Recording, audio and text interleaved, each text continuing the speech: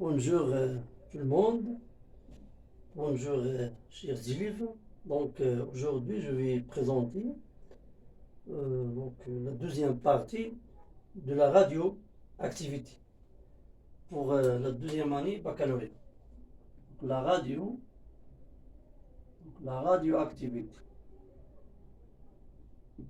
Donc la radioactivité, dans cette partie, donc on va traiter la décroissance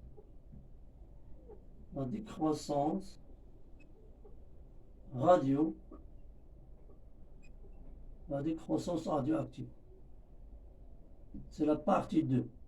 On a déjà traité dans la partie 1 les différents types de radioactivité, mais dans cette partie, donc on va s'intéresser pour la décroissance radioactive. Donc, pour celui-là, donc on prend un échantillon,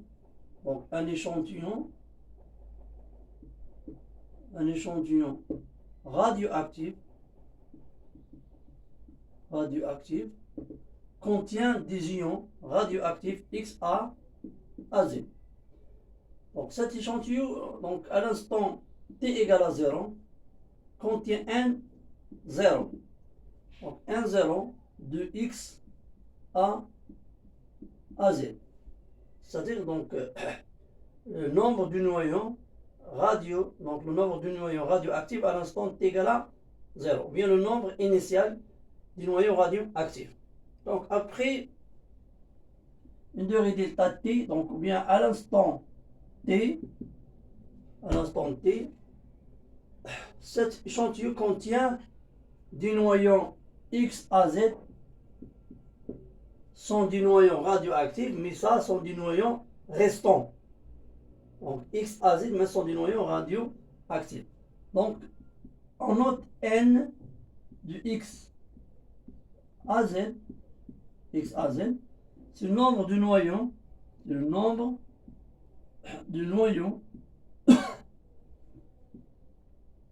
restants radioactifs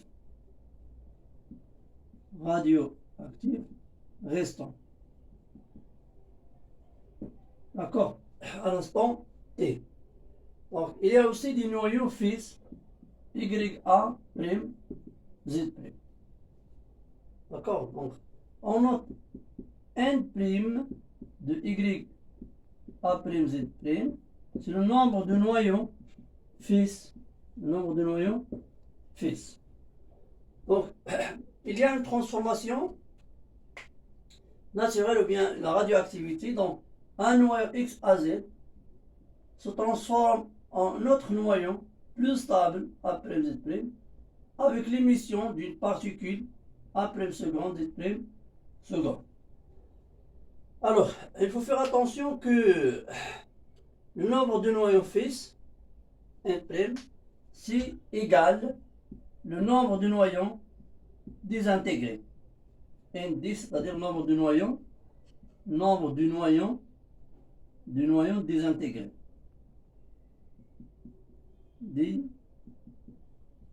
Désintégrés.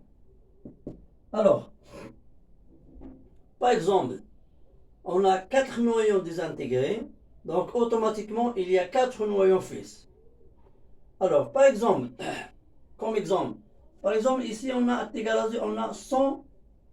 100 noyaux initial radioactifs. À l'instant T, il reste, par exemple, 60. C'est-à-dire désintégré 40.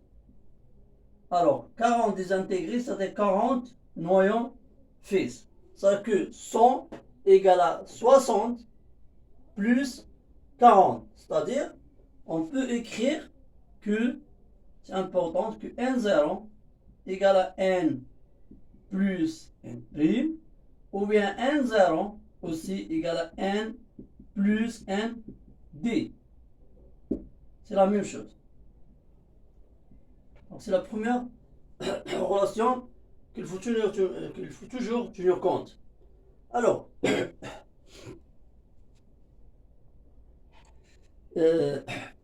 donc on revient à la loi de la décroissance radioactive. Donc le nombre de noyaux restant N de X à Z oui à la loi de la décroissance. Que n de x à z à l'instant t égale n0 de x à z fois l'exponentielle moins lambda fois t. Ça, c'est la loi de la décroissance radioactive. Alors, donc les choses que doit le maîtriser ici, premièrement, que représente lambda? Lambda représente la constante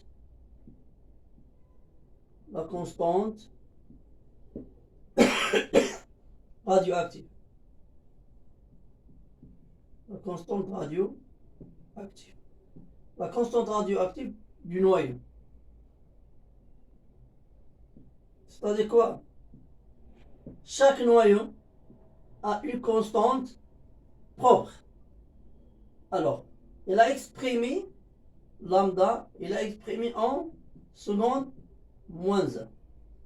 Alors, on représente comme S moins 1, c'est comme fréquence, c'est comme vitesse, comme le nombre d'intégrations par seconde. Alors, pour tracer la courbe de n restant en fonction de t, donc il faut faire attention que n 0, n à t égale à 0, égale à n 0, l'exponentielle de 0, égale à n0. Et n, donc quand t tend vers plus l'infini, égale à n0, u moins l'infini. Donc u moins l'infini, c'est 0. Donc égale à 0. Donc si on trace la courbe, donc on obtient que la courbe de nombre de noyaux restants, donc il devient sous fonction décroissante. D'accord, sous fonction décroissante. Alors,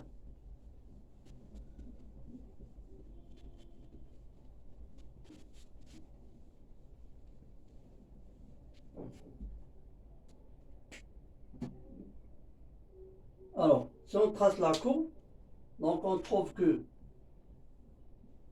ça c'est t, ça c'est n de t. Donc ça c'est n0. Donc il atteint voisinage encore. Ça c'est la courbe de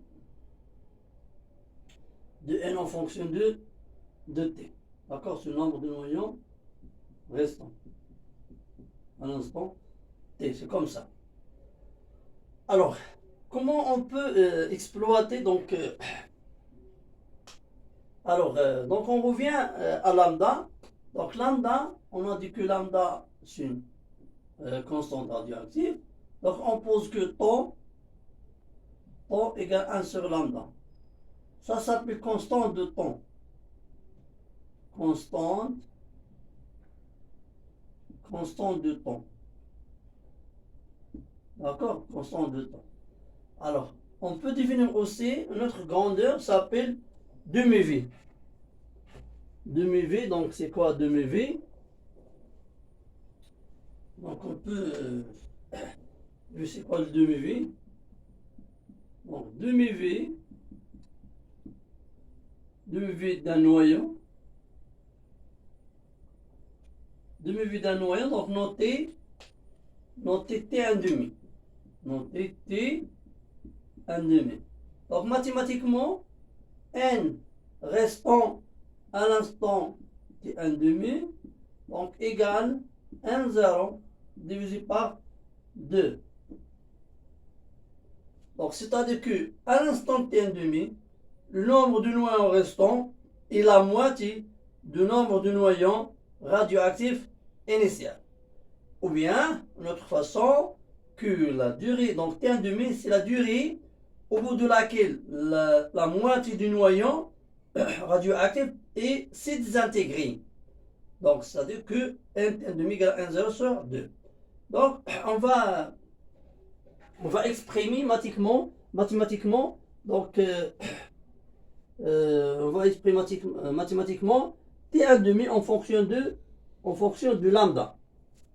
Donc, T1 demi, donc, on va exprimer donc, en fonction de lambda. D'accord? Alors, essayez de suivre comment on peut exprimer T1 demi en fonction de lambda mathématiquement. Alors, regarde ici, comment on peut écrire l'expression de T1 demi en fonction de lambda. Alors, premièrement, on a n T1 demi égale n 0 sur 2. C'est la définition. Et en nombre général, n à l'instant t égale à 1, 0, l'exponentielle moins lambda fois t. D'accord? Alors, ça c'est à l'instant t, ça c'est quel que soit t. Donc, on met ici t1 demi, donc on obtient que n à l'instant t1 demi égale à 1, 0 divisé par 2, et n à l'instant t1 demi aussi d'après la loi égale à 1, 0, l'exponentielle moins lambda t1 demi. Ça c'est t1 demi, n t1 demi après la définition. Ça c'est n t1 demi d'après la loi de la décroissance. Donc ça, les deux sont égaux. Alors quoi? Donc alors 1, 0, l'exponentielle moins lambda t1 demi donc égale 1, 0 divisé par 2. Donc on va simplifier avec 1, 0. On va simplifier avec 1, 0. Donc on obtient que E moins lambda t1 demi donc égale 1 sur 2. Donc pour trouver t1 demi, on a ici l'exponentielle. Alors on va faire un petit rappel mathématique. Que ln, donc ln de E alpha x égale à alpha x. Ou bien ln de x égale à x. D'accord? Ln de x égale à x. Donc on met aussi ln. E moins lambda t1 demi. Donc égale ln 1 sur 2. Donc ln de U moins lambda de t. Donc égale à moins lambda t1 demi égale. Donc ln 1 sur a égale à moins ln de a.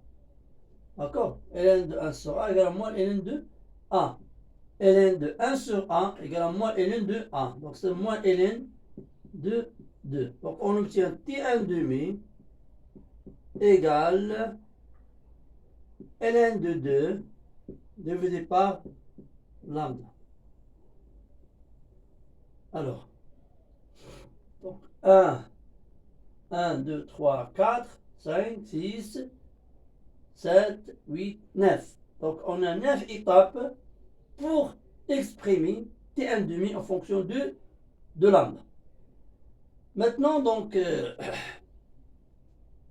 je reviens à la courbe. Donc, pour exploiter, par exemple, cette courbe, pour trouver taux et t1 demi. Donc, comment on peut utiliser cette courbe pour trouver les deux grandeurs, t1 demi et taux. Alors,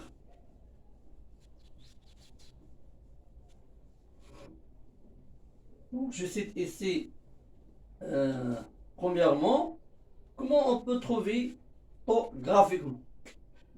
Taux égale 1 sur lambda. Comment on peut le trouver graphiquement, d'après la courbe. D'après la courbe, donc ça c'est N, ça c'est T, donc on a la courbe c'est comme ça. D'accord. Alors, la méthode 1. Donc N à l'instant T égale à 1, 0, l'exponentielle, moins lambda fois T. C'est-à-dire N à l'instant T égale à taux, égale à 1, 0, l'exponentielle. Donc ça c'est lambda, donc on fait moins temps divisé par temps. On peut le remplacer ici, lambda par 1 sur temps. Voilà. Lambda égale 1 sur temps. D'accord? Lambda égale 1 sur temps. Donc moins 1 sur temps fois temps, donc égale à moins 1. Donc égale à 1, 0, U moins 1. Donc si on utilise le calculatrice, on obtient Q égale à 0, 37, N 0. Bon. N à l'instant temps.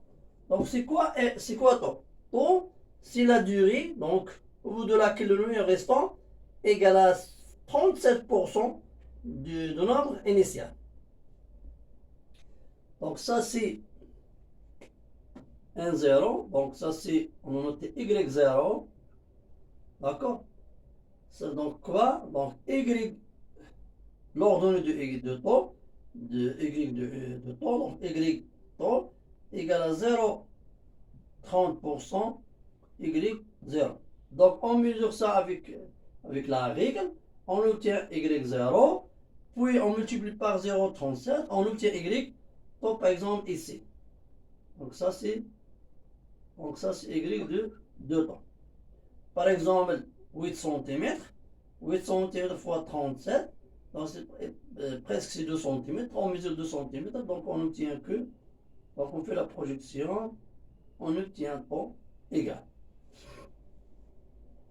Ça c'est la méthode 1. D'accord? Ça c'est la méthode 1. Donc on met ici la méthode 2. Donc la deuxième méthode, c'est la méthode de la tangente. C'est la méthode de la tangente. Alors, c'est la méthode de la tangente.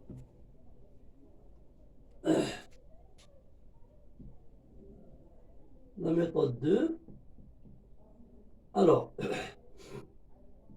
ça c'est N de T.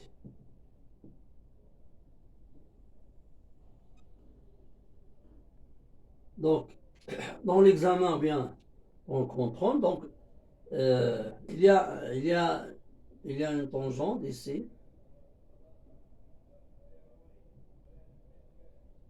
Ça c'est T. C'est quoi T? T, c'est la tangente.